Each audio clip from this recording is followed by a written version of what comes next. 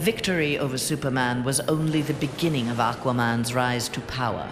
Uniting the world's oceans under the banner of Atlantis, Aquaman had a controlling interest in the planet's ecology and economy. His influence did not escape the attention of the world's multinational corporations, who looked to end his reign. Villains lured by the promise of big money to assassinate the King of Atlantis pursued him relentlessly. But Aquaman's popularity served him well. The world's citizens rose up in anger against those who would quell Aquaman's influence. The threat abated. A groundswell of support began for a united Earth under Aquaman's command.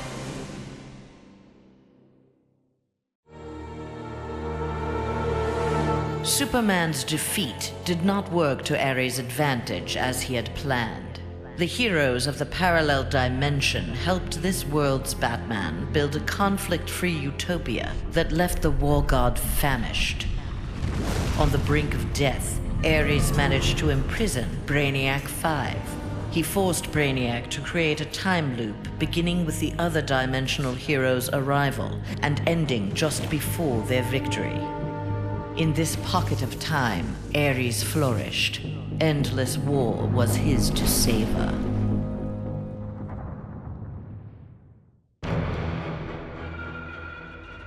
Superman had been a fool to believe Bane would willingly accept a subordinate role in the One Earth government. With the High Counselor out of the way, true leadership could begin. Though they lacked intelligence, Bane found in Sinestro and Black Adam inspiring examples of ruthless, absolute authority. They reciprocated his regard for their talents. The three former villains regained control of the planet and formed a ruling triad that would be uninterrupted until the next phase of Bane's plan.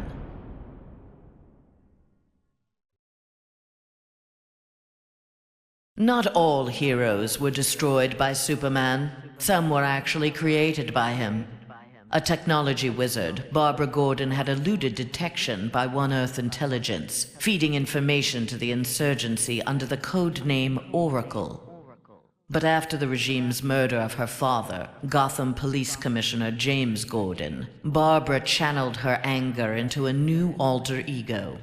Sensing the right opportunity to strike, she attacked Superman directly.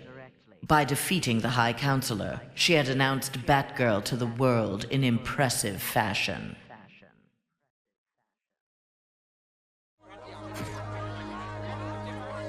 Following the battle to liberate Earth, Batman learned that Luthor had bequeathed his massive fortune to Bruce Wayne. He now had the means to rebuild Gotham and Metropolis. The city's residents, inspired by their hero's efforts, adopted the slogan, "We are Batman." They contributed countless hours to their community's renovation and crime prevention. The Batman of old would have stubbornly assumed these tasks alone. The post-One Earth Batman, having been rewarded for his trust in others, enjoyed his city's renewal and his role as its benefactor.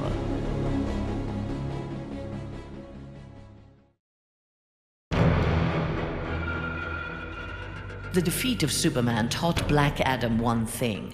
Most of Earth's denizens were too weak to adopt Kahndaq's visionary form of government. He returned to his homeland with a new plan. Combining their energies, Black Adam and his Empress Isis created a mystical barrier around Kahndaq. There they reigned in peace, their country an oasis in the wasteland of human civilization. A true oasis once Black Adam had destroyed all other life on Earth.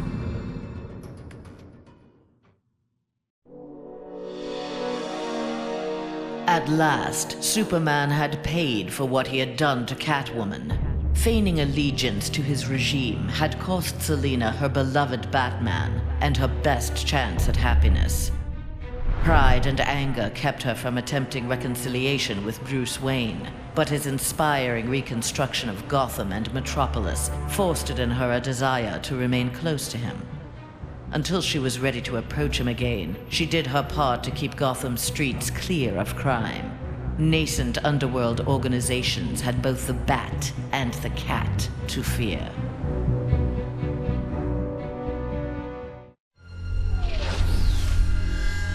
After Superman's defeat, Cyborg led the assault on the Fortress of Solitude to flush out remnants of the High Counselor's regime. The fortress was well defended, the battle intense. Cyborg was forced to use unfamiliar Kryptonian tools to make repairs to his damaged cybernetics. Enhanced with the alien technology, Cyborg found he could communicate with Superman's androids and order them to apprehend the opposition. With his army of super androids, Cyborg will bring justice to the world.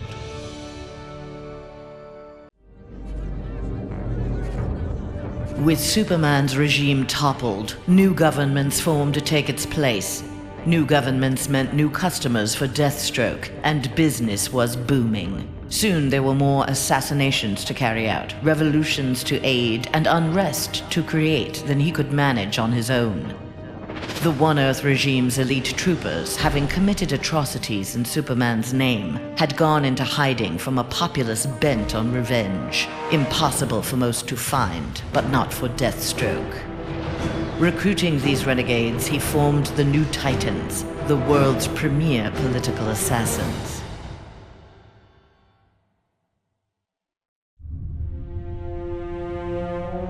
Free of Superman's control, Doomsday eradicated the remaining metahumans. He then manipulated technology in the abandoned Fortress of Solitude to terraform the Earth. It soon resembled prehistoric Krypton. At last, it felt like home. After a few years of exterminating humanity at his leisure, however, Doomsday needed a challenge. Having assimilated Superman's ability to fly, he headed for a nearby space sector. He had heard rumors of an opponent worthy of his attention, a Cesarian mercenary with a taste for violence. Doomsday was eager to meet this Lobo in battle.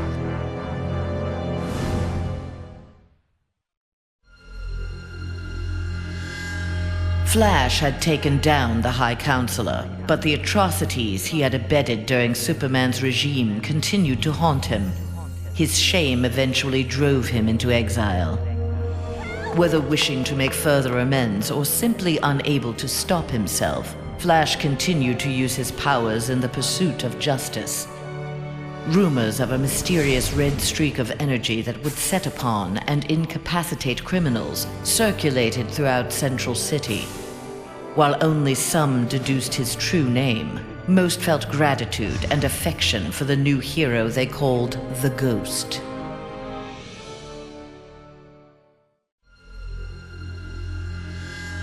After the fall of Superman, Green Arrow visited the Star City of this parallel Earth. His counterpart was one of the first heroes to fall in the battle against Superman, one of the first to object to the Man of Steel's new tactics and reasoning. A memorial erected in Star City's Orchid Bay served as a reminder of the need to fight oppression regardless of the odds. There, Green Arrow found that one citizen wasn't content to memorialize Oliver Queen in stone. With Green Arrow's training, a new archer, dressed in crimson, took up the fallen hero's mantle. Let Star City's criminals beware. The night belongs to Red Arrow.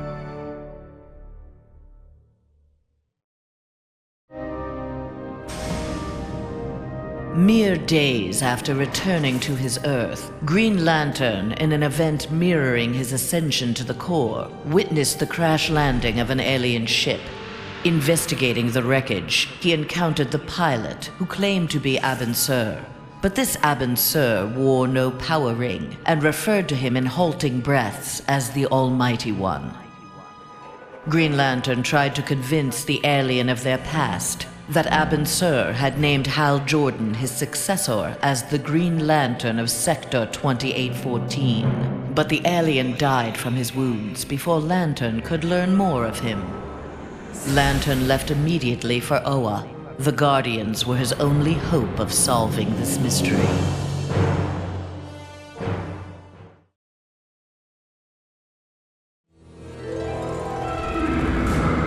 The defeat of Superman filled Harley with confidence. She knew what she was capable of and knew what she wanted. She traveled to the Visitor's Earth and freed the Joker from prison. Returning to her world, they married in a ceremony that set Gotham ablaze. At the reception, the cake-cutting ceremony took a gruesome turn.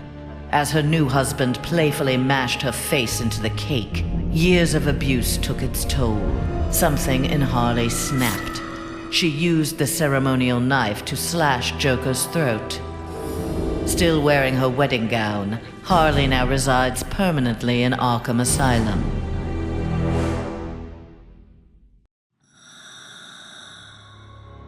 Free of his brainwashing, Hawkgirl exacted revenge on the High Counselor for murdering her husband, Hawkman. She was nevertheless sent to prison for her role in the regime. One night, she awoke hovering above her cot, glowing with eldritch light. An instant later, she stood at the bottom of a shallow crater. There, she found the source of the light, a meteorite of pure nth metal. As she touched it, the meteorite sprung to life, encasing her in nth metal. The new armor made Hawkgirl invincible. Her first act, vengeance against those who had helped Superman capture Hawkman.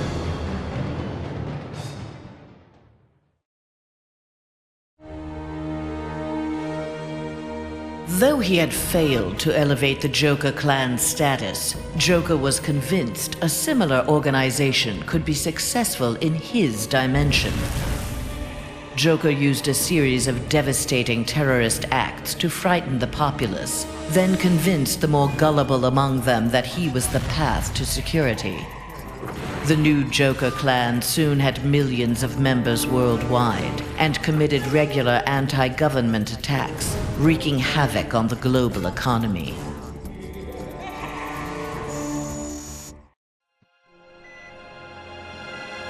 Killer Frost reveled in her victory, but her overconfidence betrayed her. Seizing the opportunity, agents of Star Labs captured her. Their scientists harnessed her freezing power in order to fortify the world's polar ice caps.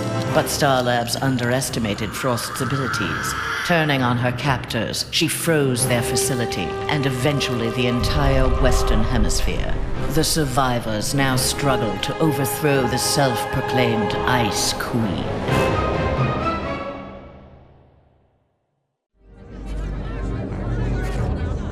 A win against this world's Superman was greatly satisfying, but its aftermath would be sweeter still.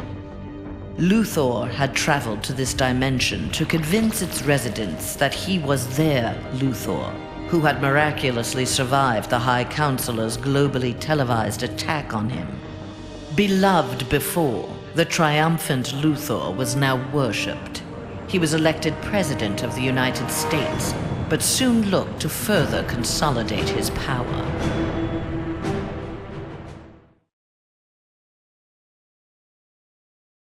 There was no shortage of vendettas during Superman's reign, and no shortage of bounties for Lobo to collect. He became one of the richest men in the universe by assassinating those who ran afoul of the High Counselor. Lobo's already massive ego inflated along with his rising wealth. Lobo searched for an assignment worthy of his abilities. With so many super-powered beings already dead at his hand, however, bounties were scarce. Lobo decided to use his wealth to create his own ultimate contract. He would kill the denizens of New Genesis, home of the new gods.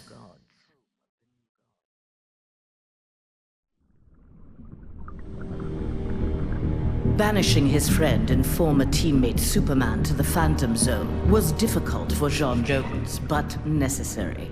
As the One Earth regime had formed, J'onn, ever the outsider, had chosen to watch from a distance to bide his time. He assumed the form of an Atlantean and served as royal archivist. Aquaman little suspected that his trusted subject's uncanny ability to gather news of the surface world was the result of telepathic powers. When J'onn learned that heroes from a parallel dimension were aiding Batman's insurgency, he assisted as well. leading rescue operations in Metropolis and Gotham after Superman's rampage. In the post-regime era, the Martian Manhunter continued to serve his adopted world, gathering the next generation of heroes to form a new Justice League.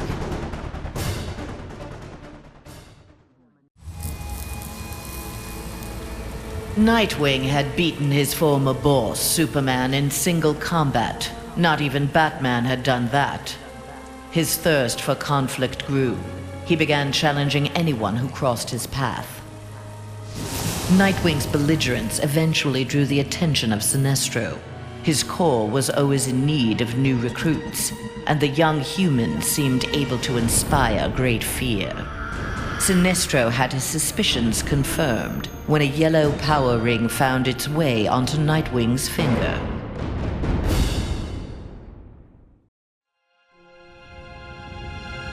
Winning the battle with Superman cost Raven dearly. The amount of demonic energy required overwhelmed her. After regaining consciousness, she looked around warily. Her immediate surroundings were a hellish ruin. Nearby stood her father, Trigon. Raven had somehow called him forth during her battle. Trigon thanked his daughter. He then summoned an army of demons and set out to destroy the rest of the planet.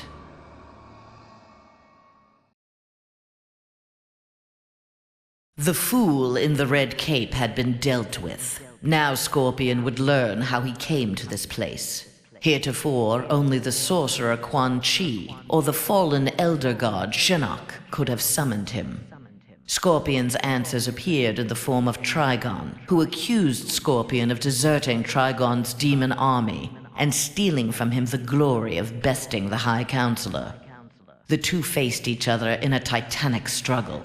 Scorpion emerged the victor and assumed control of Trigon's invasion force. Soon this strange new land would be his to rule.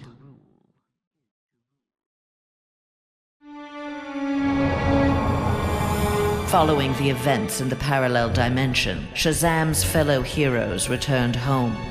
But an alien virus contracted during the transfer created in them acute mental instability. They turned on their fellow crime fighters in a deranged fury. Alone and desperate, Shazam shared the power of the Word with his adopted brothers and sisters. Their purity of heart gave them courage. The army of Shazam incapacitated the former heroes. Eventually, they took the place of the Justice League as primary defenders of Earth.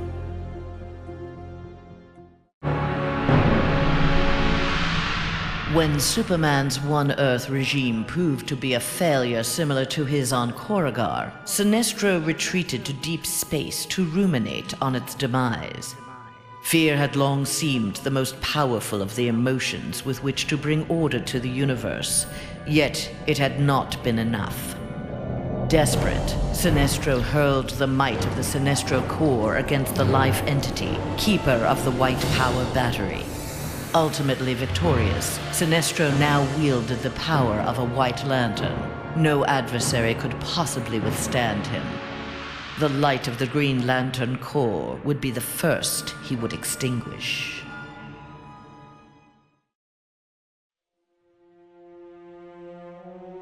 The battle over, Grundy eluded capture and returned to his swamp to heal his wounds. During regeneration, Grundy found he could channel the elemental force of the Red. All animal life would bend to his rule.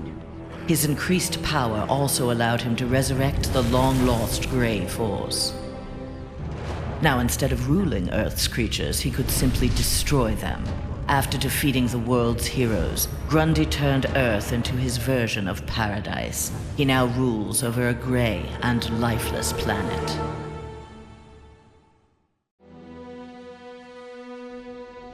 Though pleased with the outcome, Superman's battle with his duplicate left him troubled. If one Superman could go so far astray, why not another? Preventative measures were in order. After much discussion with his fellow Justice Leaguers, Superman ingested a remote-release kryptonite capsule. At any sign of instability, the kryptonite would permeate his body, killing him. The question of who could trigger the device was solved democratically. Each week, a different leaguer would take possession of its remote control. Only Batman was denied a shift.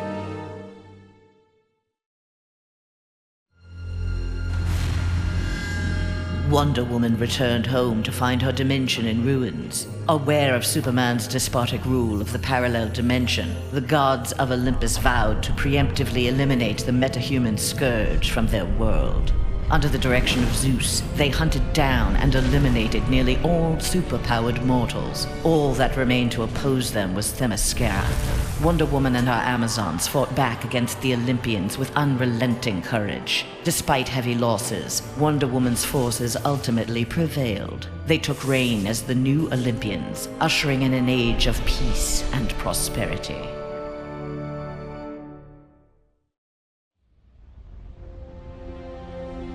The defeat of Superman was a relief to Zatanna.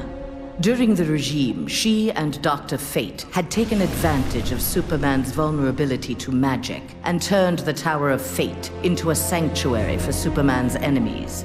She had saved many lives, but years of subterfuge weighed heavily upon her. After the regime's downfall, Zatanna was instrumental in restraining metahumans during their trials. But when a jury recommended the death penalty for the more immutable defendants, Zatanna intervened. She took the prisoners to the Tower of Fate. There they would remain, incarcerated, but alive.